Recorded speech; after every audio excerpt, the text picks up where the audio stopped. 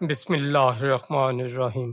حضرت ابو ایمن رضی اللہ تعالیٰ عنہ سیاہ فام غلام سے جنتی صحابی تک کا ایمان افروز سفر، بچپن اور خاندانی پس منظر۔ حضرت ابو ایمن کا اصل نام ایمن بن عبید تھا اور آپ کا تعلق حبشہ موجودہ ایتھوپیا سے تھا۔ آپ کی والدہ حضرت ایمن ایک نہایت جلیل القدر خاتون تھی جو حضرت آمنہ کی خادمات تھیں۔ حضرت آمنہ کی وفات کے بعد حضرت ایمن نے نبی کریم صلی اللہ علیہ وآلہ وسلم کی پرورش کی اور آپ کو اپنی ممتا دی۔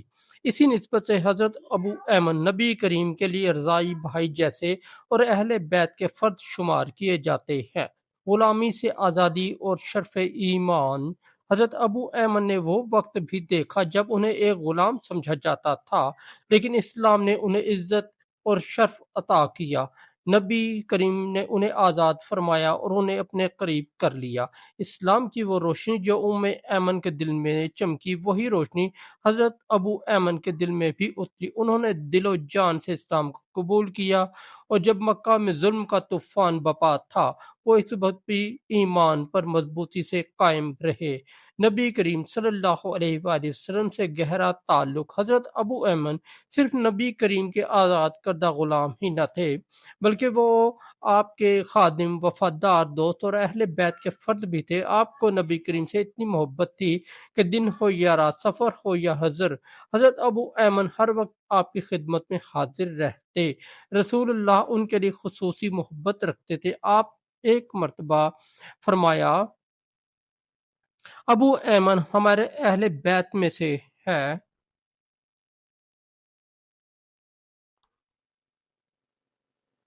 یہ ایک غلام کے لیے نہیں بلکہ کسی بھی شخص کے لیے بے مثال اعزاز تھا۔ غزوات میں شرکت۔ حضرت ابو ایمن ایک نڈر مجاہد بھی تھے۔ آپ نے غزوہ بدر، احد، خندق، خیبر اور حنین سمیت کئی معرکوں میں بہادری کے جوہر دکھائے۔ غزوہ احد۔ جب غزوہ احد میں مسلمان منتشر ہو گئے، حضرت ابو ایمن ان چند وفاداروں میں سے تھے جو نبی کریم کے ساتھ جم کر کھڑے رہے۔ تلواروں کی گھن گرج اور تیروں کی بارش میں وہ اپنے آقا کے دفاع میں سلسلہ پلائی دیوار بنے رہے۔ غزوہ حنین، وفا اور قربانی کا میدان۔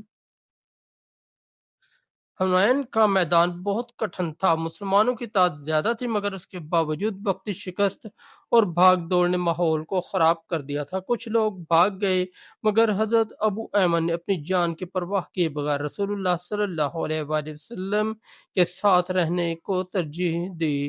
نبی کریم نے فرمایا، آج جو میرے ساتھ جم کر کھڑا ہے وہ جنتی ہے۔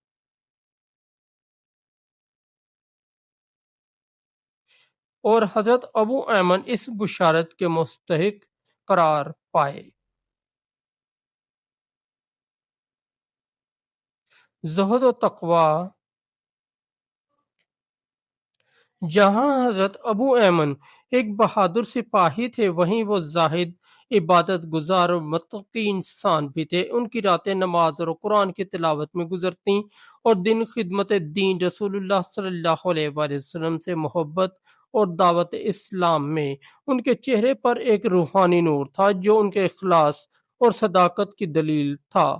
حضرت ابو ایمن کے کچھ واقعات۔ غلامی کی ذلت سے ایمان کی بلندی تک۔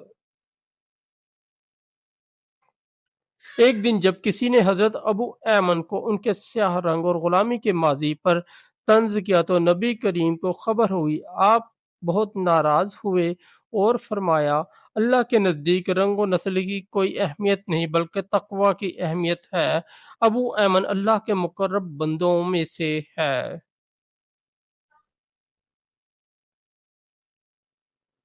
یہ اعلان حضرت ابو ایمن کی بلندی مقام کا ثبوت ہے۔ رسول اللہ صلی اللہ علیہ وآلہ وسلم کے وفات پر رنج و غم۔ جب نبی کریم صلی اللہ علیہ وآلہ وسلم کا وصال ہوا، حضرت ابو ایمن اس غم میں بے حد روئے۔ وہ بار بار کہتے، میرا سورج ڈوب گیا، میری روشنی بجھ گئی۔ یہ ان کے عشق رسول کی شدت تھی۔ وفات اور شہادت: حضرت ابو ایمن نے خلافت ابو بکر اور بعض کے مطابق خلافت عمر کے اوائل میں یمن یا شام کے کسی معرکے میں جام شہادت نوش کیا۔ ان کی شہادت حق، وفا اور ایمان کا تاج بن گئی۔ آپ کا مقام ہمارے لیے سبق: حضرت ابو ایمن کی زندگی کا خلاصہ: تفصیلی پہلو: بچپن میں غلام، بعد میں نبی صلی اللہ علیہ وآلہ وسلم نے غلامی سے آزاد فرمائے۔ ابتدائی مسلمانوں میں شامل ایمان: نبی کریم صلی اللہ علیہ وآلہ وسلم کے خادم اور خدمت رسول، اہل بیت کے فرد، بدر، احد، خندق، خیبر، حنین جیسے جہاد معرکوں میں شرکت، نماز، قرآن، زہد، تقوی میں ممتاز عبادت، غزوہ حنین کے موقع پر جنت کی بشارت، رسول اللہ صلی اللہ علیہ وآلہ وسلم کی زبانی یمن یا شام کے معرکے میں شہادت۔ ہماری زندگی کے لیے پیغام: رنگ، نسل یا حیثیت اہم نہیں، اصل شرف ایمان، قربانی اور اخلاص میں ہے۔ رسول اللہ صلی اللہ علیہ وآلہ وسلم سے وفاداری ہی دنیا اور آخرت کی کامیابی ہے۔ ہر کمزور شخص اگر اخلاص سے دین کا خادم بن جائے تو اللہ اس کا مقام بلند کرتا ہے۔